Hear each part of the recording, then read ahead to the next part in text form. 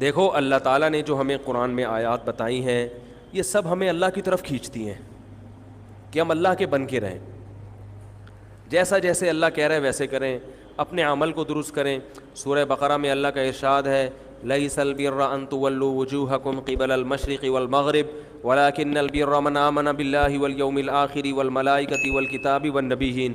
فرمایا ادھر ادھر منہ کر لینا یہ کوئی نیکی نہیں ہے, اصل نیکی یہ کہ پہلے اپنا ایمان درست کرو اور پھر وَأَقَامَ الصَّلَاةَ وَآتَى الزَّكَاةَ وَالْمُوفُونَ بِعَهْدِهِمْ, نماز قائم کرو, زکوٰۃ دو, معاہدوں کی پابندی کرو, اور وَآتَى الْمَالَ عَلَىٰ حُبِّهِ, صرف اللہ سے محبت کی بیس پر ذوی القربہ رشتہ داروں کو پیسے دو, رشتہ داروں کو پیسے دو.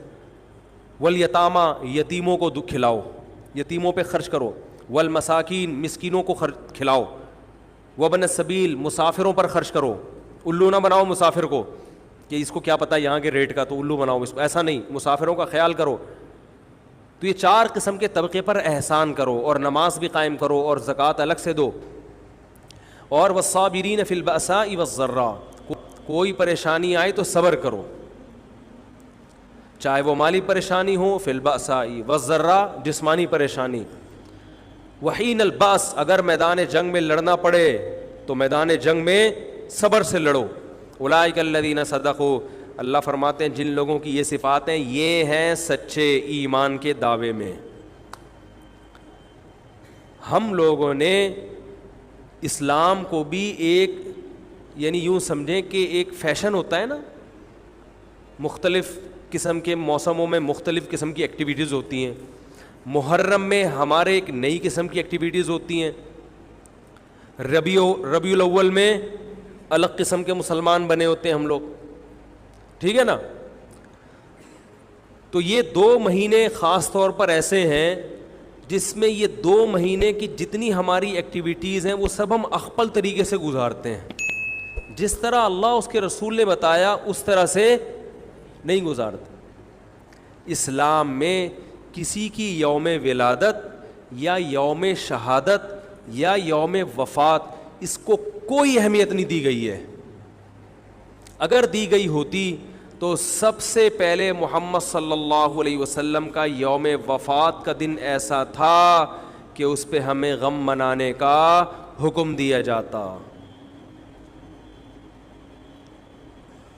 اور یوم ولادت ایسی تھی جس پہ ہمیں خوشی منانے کا حکم دیا جاتا. کہیں بھی نہیں ملتا ہمیں. بعض حضرات یہ کہتے ہیں کہ آپ صلی اللہ علیہ وسلم کو خواب آیا تھا جس میں بتایا گیا کہ آپ کے نواسے حضرت حسین جو جنت کے سرداروں کے, جنت کے نوجوانوں کے سردار ہیں, ان کو آپ کی امت شہید کرے گی. تو آپ بلک بلک کے رونے لگے. اس سے بعض لوگ استدلال کرتے ہیں دیکھو غم حسین میں رونا چاہیے. تو یاد رکھو نبی صلی اللہ علیہ وسلم کو جب اطلاع ملی آپ کو غم ہو آپ روئے, تو جب بھی کوئی غم کسی کو پہنچتا ہے اس کی آنکھوں سے آنسو نکلنا یہ نیچرل ہے. تو ایسی خبر کو سن کے آپ کو رونا آ جائے تو یہ سنت ہے, اس میں کوئی حرج نہیں ہے. لیکن کیا ہر سال نبی صلی اللہ علیہ وسلم جس دن یہ خواب آیا تھا تو اگلے سال اسی تاریخ میں دوبارہ روئے, پھر اسی تاریخ میں دوبارہ روئے؟ بھائی جب غم کی خبر ملی تو روئے آپ صلی اللہ علیہ وسلم. حضرت جعفر طیار آپ کے چچا زاد بھائی, ان کی شہادت کی آپ کو اطلاع ملی تو بھی آپ کے آنکھوں سے آنسو جاری ہوئے. تو کیا اب حضرت جعفر کے غم میں رونا بھی سنت ہوگا؟ بولو نا بھائی. اگر آپ صلی اللہ علیہ وسلم حضرت عثمان کے دور میں زندہ ہوتے اور اس طرح بے دردی سے حضرت عثمان کو شہید کیا جاتا تو کیا آپ نہ روتے ہیں بھائی؟ تو پھر حضرت عثمان کی یوم شہادت پہ رونا بھی کیا ہے؟ سنت ہونا چاہیے نا. حضرت عثمان کی شہادت کی نبی کو اطلاع ملی تھی, وہ جھوٹی افواہ تھی. صلح حدیبیہ کے موقع پر آپ صلی اللہ علیہ وسلم نے حضرت عثمان کو قاصد بنا کے بھیجا, اطلاع ملی کہ ان کو شہید کر دیا. آپ ایسا درد اور ایسا غضبناک ہوئے کہ آپ نے 1400 صحابہ سے موت پر بیعت کی. تو جب آپ کو سچی مچی کی اطلاع ملتی کہ واقعی, ابھی تو افواہ تھی, یقین نہیں تھا, جب آپ صلی اللہ علیہ وسلم کو حقیقت میں اطلاع ملتی کہ آپ شہید ہو گئے تو کیا آپ نہ روتے؟ آپ صلی اللہ علیہ وسلم کو اپنی نواسی آپ کی گود میں تھی، اس کا انتقال ہوا، آپ کی آنکھوں سے آنسو جاری ہوئے. صحابہ نے کہا یا رسول اللہ آپ تو ہمیں صبر کی تلقین کرتے ہیں، آج آپ رو رہے ہیں. تو فرمائیے اللہ کی رحمت ہے، یہ تو اللہ کی رحمت ہے بھائی، اولاد ہے میری. تو کیا جب حضرت وہ جو آپ صلی اللہ علیہ وسلم کی نواسی کا انتقال کی تاریخ آئے گی تو ہم سب روئیں گے بیٹھ کے؟ بولو نا بھائی. تو کہاں کی کہاں لگا دیتے ہیں. دیکھو ہر بدعت کو جائز کرنے کے لیے نا کچھ دلیل ہر ایک کو مل جاتی ہے. تو میں بار بار کہتا ہوں جو شیعہ حضرات ہیں ان کا مسلک ہے، وہ تو صحابہ کو نہیں مانتے، تو ان کا جو مسلک ہے ان کو کرنے دیں، ان کے کام میں ٹانگ نہ اڑائیں، نہ ان سے بحث کریں، نہ ان کے کام میں ٹانگ اڑائیں. بولے بھائی آپ کا مسلک ہے آپ کریں. میں کہتا ہوں جو سنی لوگ ہیں جن کے اصول ہی الگ ہیں ان سے، وہ یہ سب کیوں کر رہے ہیں؟ بھائی یا تو ادھر ہو جاؤ، شیعہ بن جاؤ. کس نے روکا ہے؟ کوئی گورنمنٹ کی طرف سے پابندی تھوڑی ہے، کوئی پابندی نہیں ہے. آپ شیعہ بن جائے، کوئی نہیں روکے گا آپ کو. کوئی شیعہ سنی بننا چاہے اسے کوئی نہیں روکتا، کوئی سنی شیعہ بننا چاہے اسے کوئی نہیں روکتا. لیکن جب آپ سنی ہیں تو پھر آپ کو ان اصولوں پہ چلنا پڑے گا جو اہل سنت والجماعت علماء نے بتائے ہیں. اہل سنت والجماعت کے ہاں رونا عبادت نہیں ہے.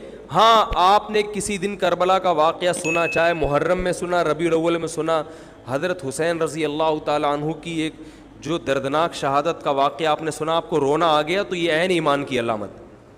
میرے بیان اب ویڈیو ریکارڈ ہوتے ہیں، پہلے ریکارڈ نہیں ہوتے تھے، آڈیو چلتے تھے.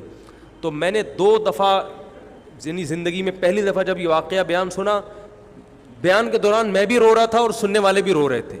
نیچرلی آ گیا رونا. پھر دوبارہ میں نے یہ واقعہ بیان کیا، مجھے بھی رونا آ گیا اور سننے والوں کو بھی آ گیا. یہ نیچرلی جو آ گیا.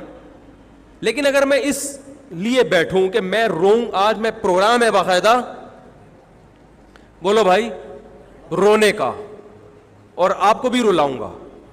اور وہ محرم کا واقعہ میں اگر ربیع الاول میں بیان کروں گا تو رونا آ گیا مجھے. تو جو خود سے کسی کا واقعہ سن کے رونا آ جائے اس پہ پابندی نہیں ہے، بلکہ اہل بیت سے محبت کی علامت ہے. لیکن یہ واقعہ جب ہم نے بیان کیا حضرت حسین کا تو مجھے رونا آیا. بالکل اسی طرح رونا جب حضرت عثمان کا واقعہ بیان کیا تو بھی آیا. ظلم تو ان پر بھی ہوا تھا، کوئی کم تھوڑی ہوا تھا. بلکہ مجھے یاد ہے جب میں نے پہلی دفعہ نبی صلی اللہ علیہ وسلم کی سیرت پڑھی، بالکل چھوٹا بچہ تھا میں اس وقت، میری عمر 9 یا 10 سال ہوگی، اور وہ آپ صلی اللہ علیہ وسلم کی وفات کا واقعہ لکھا تھا. تو اتنے بچے میں تو اتنی سمجھ نہیں ہوتی، لیکن جب مجھے یاد ہے میں پڑھ رہا تھا تو مسلسل آنکھوں سے آنسو بہ رہے تھے. ایسا دردناک واقعہ نبی صلی اللہ علیہ وسلم کی وفات کا. تو وہ تو کسی کے بھی وفات کی خبر جب ہم سنتے ہیں تو نیچرلی رونا آتا ہے انسان کو. کبھی وہ انسان کوشش تو برداشت کرنی چاہیے. لیکن اب ہمارے ہاں واقعات سنا کے باقاعدہ رونے کے پروگرام ہوتے ہیں. یہ اسلام کی تعلیمات نہیں ہے، یہ اسلام کی تعلیمات نہیں ہے. کیونکہ اسلام میں صبر کا حکم ہے. جو خود سے رونا آ جائے نا انسان کو تو وہ ایک نیچرلی ہے.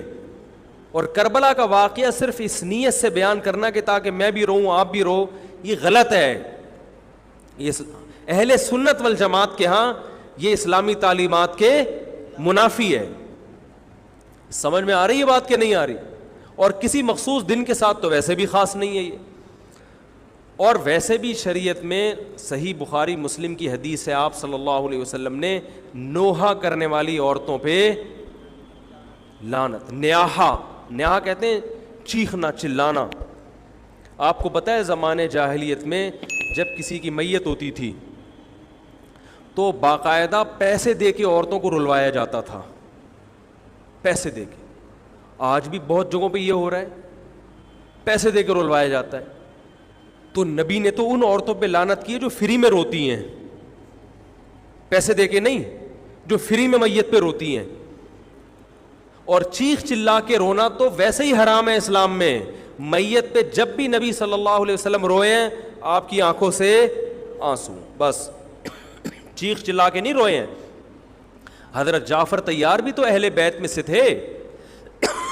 جب شہید ہوتے ہیں آپ کی 4 جوان بیویاں بیوہ ہوتے ہیں, چھوٹے چھوٹے بچے یتیم ہو جاتے ہیں, تو ان کی بیویاں جب روتی ہیں تو گھر سے باہر آواز آتی ہے. آپ نے پہلی دفعہ سمجھایا جا کے کہ ان سے بولو اپنی آوازوں کو پس کرو. جب دوبارہ تو آپ نے فرمایا منہ پہ خاک پھینک دو جا کے. حالانکہ ان کا جو رشتہ حضرت جعفر طیار سے تھا وہ ہمارا نہیں ہے, ہم تو بہت دور کے ہیں. اہل بیت سے جو جتنا ان کی بیویوں کا رشتہ ہے اتنا تو ہمارا نہیں ہے نا. ان کو چیخ کے رونے کی اجازت نہیں دی. اور آج ہمارے ہاں کیسے ہوتا ہے, ہا ہا ہو چیخ رہے ہیں, پیٹ رہے ہیں. گریبان چاک کرنا اسلام میں حرام ہے روتے ہوئے. گریبان چاک کرنا اس پہ لعنت ہے نبی صلی اللہ علیہ وسلم کی. تو آج گریبان بھی چاک ہو رہا ہے, رو بھی رہے ہیں, پیٹ بھی رہے ہیں. تو بھائی وہ شیعہ حضرات کا ایک مسلک ہے, ان کی رائے ہے, ان کو ان کی رائے پہ چلنے دو. آپ جو اہل سنت والجماعت کو فالو کرتے ہو تو یا تو ادھر ہو جاؤ یا ادھر ہو جاؤ, درمیان میلہ لٹکو. درمیانی آدمی کہیں کبھی نہیں ہوتا. درمیان کی جو جنس ہے وہ کہیں کی ہوتی ہے. وہ بیچارہ نہ مرد سے شادی کر سکتا ہے نہ عورت سے. وہ کہتا ہے یا اللہ اگر مجھے آپشن دیتا یا تو ادھر کر دیتا, یا وہ تو ایک اللہ نے آزمائش بنا دی اس کو بیچارے کو. وہ آزمائش ہے, اسی آزمائش پہ اس کو قیامت کے دن اجر ملے گا. لیکن اپنے اختیار سے انسان بیچ کا بننے کی کوشش کرے یہ ٹھیک نہیں ہوتا. اپنے اختیار سے یا تو شیعہ بن جاؤ یا پورے سنی بن جاؤ. تو اہل سنت حدیث کی کتابوں کو فالو کرتے ہیں, اور جو ہماری بخاری مسلم ہے شیعہ حضرات نہیں مانتے ان کتابوں کو, وہ نہیں فالو کرتے ان کو. تو ہم تو ان کو فالو کرتے ہیں. اگر آپ کہتے ہو میں نہیں مانتا ان حدیثوں کو, تو پھر بہت ساری چیزیں اور بھی ہیں وہ بھی چھوڑ دو. پھر آپ سمجھ میں آ رہی ہے بات, پھر وہ بھی چھوڑ دو. تو ہم تو ان کتابوں کو فالو کرتے ہیں. ہمارے نبی صلی اللہ علیہ وسلم کے حکام ہیں میت پہ رونا پیٹنا منع. جب حضرت حسین رضی اللہ تعالی عنہ کا قتل ہوا ہے کربلا میں, اور یقیناً یہ بہت بڑا بدترین ظلم تھا تاریخ کا, تو حضرت جو آپ کے اہل بیت جو باقی بچ گئے تھے ان کا کیا ری ایکشن تھا, جو صحیح اسناد سے جو چیزیں ثابت ہیں ان کا کیا ری ایکٹ تھا. کیا امام زین العابدین نے اس طرح سے نوحے کیے تھے کہ آپ نے سینوں کو پیٹا تھا؟ انہوں نے صبر کیا تھا انہوں نے. اور یہی اہل بیت کی شان تھی.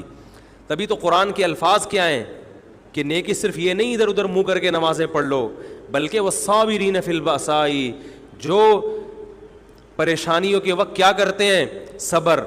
تو ہماری نظر میں حضرت حسین کا قتل بھی ایک بہت بڑی ٹینشن, بہت بڑی پریشانی, مگر اس پر ہمیں صبر کا حکم ہے. اگر ہمارے اندر انتقام کی طاقت ہوتی تو انتقام لے لیتے ہم. جو بھی قاتلان حسین تھے ہمیں پتہ چلتا کہ یہ ہے, ہم انتقام لیتے ان سے. اگر انتقام نہیں لے, وہ تو چلے گئے دنیا سے اپنے ٹھکانوں کو, جو جس نے جہنم رسید ہونا تھا وہ تو جہنم رسید ہو چکا ہے. اور اللہ نے حضرت حسین رضی اللہ تعالی عنہ کو شہادت کی برکت سے جنت کے جوانوں کا سردار بنا دیا ہے. تو جس کا جو ٹھکانہ تھا, جس ملعون نے جہاں جانا تھا وہ چلا گیا. اب قرآن کیا کہہ رہا ہے, تلک امۃ قد خلت. جہاں بھی قرآن ایسے واقعات بیان کرتے, یہ قوم تھی جو گزر گئی, لہا ما کسبت, جس نے جو کیا اس کا بدلہ ملے گا, ولکم ما کسبتم, تم اب تمہارے اعمال اللہ دیکھے گا. اعمال کا مطلب دیکھے گا جن چیزوں کو اللہ نے حلال کیا تم اس پر عمل کرتے ہو, جن چیزوں کو حرام قرار دیا اس سے بچتے ہو کہ نہیں بچتے, یہ چیزیں دیکھی جائیں گی. تو محرم کے ایک الگ, ہمیں محرم نبی صلی اللہ علیہ وسلم کی زندگی میں ہمیشہ آیا ہے, اس میں کیا احکام ہے. محرم میں آپ نے نکاح بھی کیا ہے, محرم منحوس نہیں ہے, محرم تو اشہر حرم میں سے ہے, برکت والا مہینہ ہے, اس میں جو کام کیا جائے گا اس میں برکت ہوگی. اس میں شادی بیاہ کریں گے اس میں انشاءاللہ برکت ہوگی, اس میں کوئی اور عبادت کریں گے اس میں برکت. نبی صلی اللہ علیہ وسلم نے محرم کی الگ فضیلت بیان کی کہ اس میں عبادت کا ثواب, محرم کے روزوں کا ثواب عام مہینوں سے زیادہ ہے. تو یہ سب ہماری شریعت کی تعلیمات ہیں. تو ہمیں ایک طرف ہو جانا چاہیے, ہمیں اسی کو فالو کرنا چاہیے. ہاں یہ وہ دور نہیں ہے کہ آپ دوسروں پہ جا کے انگلیاں اٹھائیں تم یہ کیوں کر رہے ہو, یہ کیوں, بس چھوڑ دو اس کو, جو جب اس کو سمجھ میں آئے گی تو آ جائے گا, نہیں آئے گی تو 73 فرقے ہیں نا, تو یہ آپ تھوڑی ختم کرو گے, یہ حضرت عیسیٰ علیہ السلام آ کے ختم کریں گے. تو جو کام عیسیٰ علیہ السلام کا ہے وہ خود کرنے کی کوشش, بولو بھائی, مت کرو. آپ دیکھو کہ ان میں جو صحیح ہے اس کو فالو کرو, باقی بھائی جیسا کر رہے ہو. ہمارے پاس نہ کوئی پولیس ہے نہ کوئی پاور ہے, پولیس بھی ہوتی تو بھی کچھ نہیں کرتی. ہم اگر پولیس میں ہوتے تو کیا کر لیتے. فساد ہوتا ہے ان چیزوں سے. افغانستان میں جب طالبان کی حکومت تھی, او بھائی کون سی والی گھڑی صحیح ہے, میری گھڑی میں تو کیا ٹائم ہو رہا ہے, کبھی آگے چلیے. اچھا پھر ابھی بس اذان ہونے والی ہے, ٹھیک ہے بتا. تو کیا کہہ رہا تھا یار میں,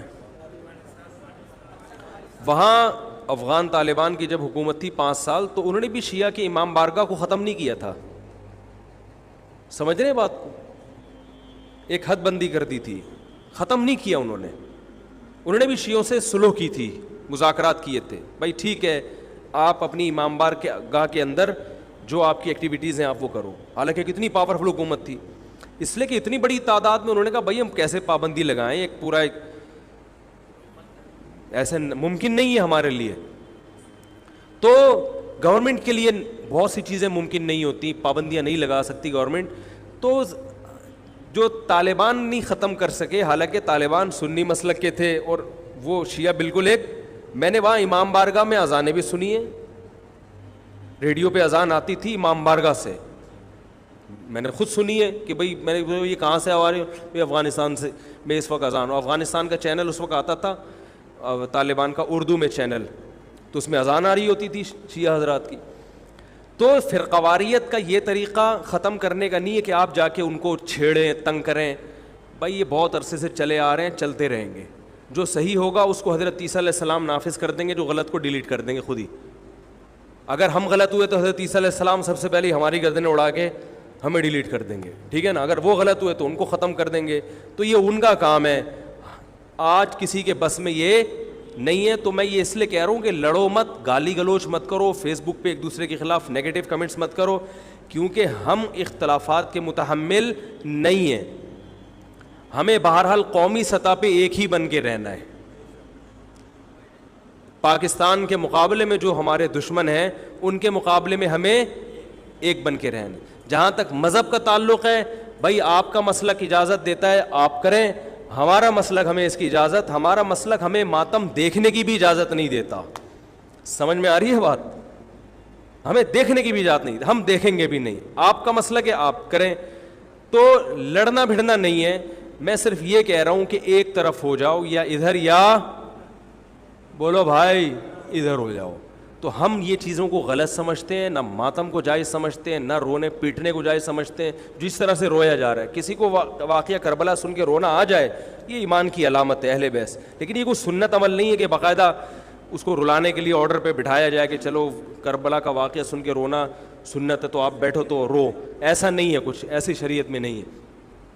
اللہ تعالیٰ سے دعا ہے کہ اللہ تعالیٰ ہمیں اہل سنت والجماعت میں اگر ہم ہیں تو حقیقی معنوں میں اس میں داخل کر لے, اور پھر اسی کو فالو کرنے کی توفیق عطا فرمائے, اور ملک کو بدامنی سے محفوظ فرمائے.